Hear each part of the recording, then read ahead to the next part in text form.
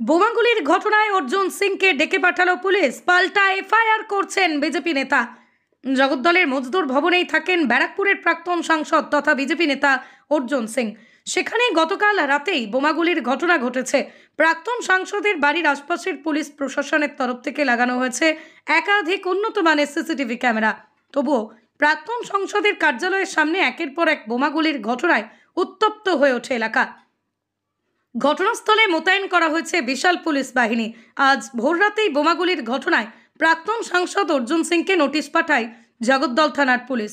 আজ সকাল 4টের সময় ইমেল ও লিখিত আকারে অর্জুন সিংকে নোটিশ পাঠায় পুলিশ।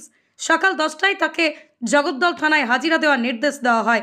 বিজেপি নেতা অর্জুন সিং বলেন, আমাকে নোটিশ দিয়ে ডাকা হচ্ছে। পুলিশের সামনেই বোমাগুলি চলল বলে পুলিশ আমাকেই নোটিশ পাঠাচ্ছে। পুলিশ মমতা ব্যানার্জির দলদাস হয়ে কাজ করছে। আমি চাই পুলিশ এলাকার সিসিটিভি ফুটেজ জনসমক্ষে প্রকাশ করুক। যদি এই কম সময়ের মধ্যে তিনি হাজিরা দিতে যাবেন না বলে জানিয়েছেন। পরিস্থিতি নিয়ন্ত্রণে আনতে ঘটনাস্থলেই জগদ্দল থানা এবং ব্যারাকপুর পুলিশ কমিশনারেটের বিশাল পুলিশ বাহিনী গোটা এলাকায় ঘিরে ফেলেছে। ভাবুন, পুলিশের সামনে যে গুলি চালাচ্ছে প্রকাশ্যে ঘোষপাড়া রোডে, অত চওড়া রোডের উপরে, মেঘনা গেটের সামনে 3টে ক্যামেরা, শিব মন্দির গলির কাছে 4টে ক্যামেরা, লাইন দিয়ে ক্যামেরা আছে, পুলিশের ক্যামেরা আছে, সেইখানে গুলি চলছে। আর পুলিশকে আমি নিজে বলছি কি গুলি চালাচ্ছে আপনারা দেখতে পাচ্ছেন না? তারপরে বাড়িতে এসেছি, বাড়িতে আসার পরে বসেছি, তখন বম চলেছে আমার এক বাড়িতে। তারপরে পুলিশ আমাকে নোটিশ পাঠাচ্ছে কি ভোর 10টার সময় আমার কাছে হাজিরা দিতে হবে। সকাল 10টা ভোর 4টের সময় নোটিশ পাঠিয়েছে। ভোর 4টের সময় আমাকে 10টার সময়, আমি কি উঠাই গিয়ে আছি? যখন ও ডাকবে তখন আমাকে যেতে হবে। এই দলদাস পুলিশ লজ্জা হয় না? এদের হিম্মত থাকলে আমি আবার চ্যালেঞ্জ করছি, কোর্টে এটা নিয়ে চ্যালেঞ্জ করব কি আমি বারবার বলেছিলাম কি এই নজরদারির জন্য এই ক্যামেরা রাখা হয়েছে, তাহলে এই ফুটেজটা কোর্টকে প্রডিউস করুক, এই ফুটেজটা পাবলিকলি প্রডিউস করুক। আমাকে ডাকতে হবে না, আমি সরাসরি গিয়ে গ্রেফতারি বরণ করে নেব। কোন ফুটেজটার কথা বলছেন আপনি? এই কালকে যে গুলি চলেছে সেই ফুটেজে গুলি কে চালিয়েছে, কে গুলি চালিয়েছে আমি এটাই জানতে চাইছি।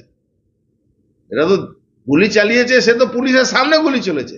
নোটিশে কি কি আছে এবং কি কি সেকশন? সেকশন তো কিছু বাকি নেই, সেকশন কিছু বাকি নেই, শুধু এক্সপ্লোসিভ সেকশন নেই। জানে এক্সপ্লোসিভ সেকশন দিলে এনআইএ চলে আসবে, এই জন্য এক্সপ্লোসিভ সেকশন দেয়নি। এত শর্ট টাইম নোটিশে কি আপনি যাবেন? অসম্ভব, এটা যাওয়ার ব্যাপার আছে নাকি? আমি কি রাস্তায় পকেট মারাছি কি আমাকে যেতে হবে?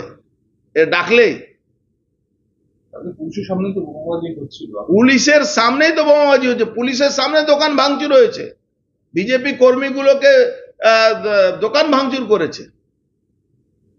এর আগেও তো নবীন সিং ছিল, ওই ঘটনা ভাঙচুর হয়েছিল 4 অক্টোবরে এরকমই একটা হামলা এই নবীন সিং ভোর 6টা, 7:30, 7টার সময় করেছিল।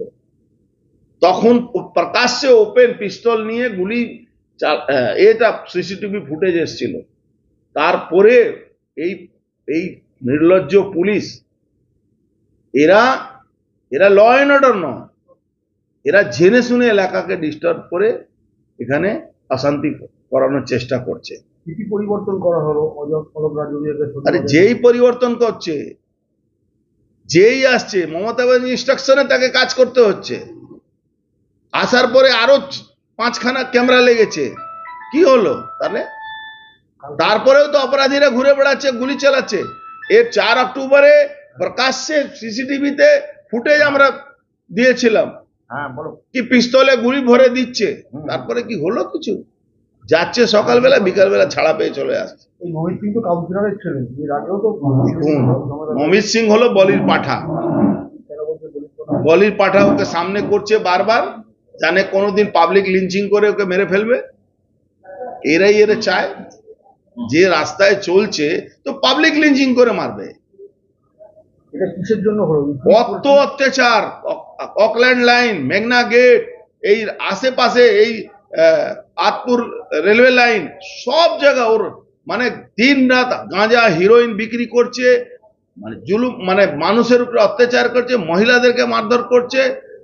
ওর বাড়ি থেকে বম পিস্তল রিকভারি করা হয়েছে, তার সত্ত্বেও এই পুলিশ ওকে মাথায় হাত দিয়ে রেখেছে, ওকে ছেড়ে দিয়েছে। কিন্তু পুলিশ জানে না জগদ্দল থানা লিঞ্চিং এর অনেক ইতিহাস আছে। কিন্তু সামনেই রামনবমী, কিন্তু তার আগে একটা পুলিশের নিষ্ক্রিয়তা আপনি বারবার করে প্রশ্ন করছেন। এত বড় একটা অনুষ্ঠান, তার আগে তো পুলিশ দেখুন, সামনে ঈদ আছে, তারপরে রামনবমী আছে, পুরো এলাকাটাকে ডিস্টার্ব করাবার জন্য এইগুলো সব করা হচ্ছে। কিচ্ছু না। যাতে রামনবমী উৎসবটা ডিস্টার্ব হোক, তারপরে ঈদ ডিস্টার্ব হোক, এই জন্যই সব করা হচ্ছে।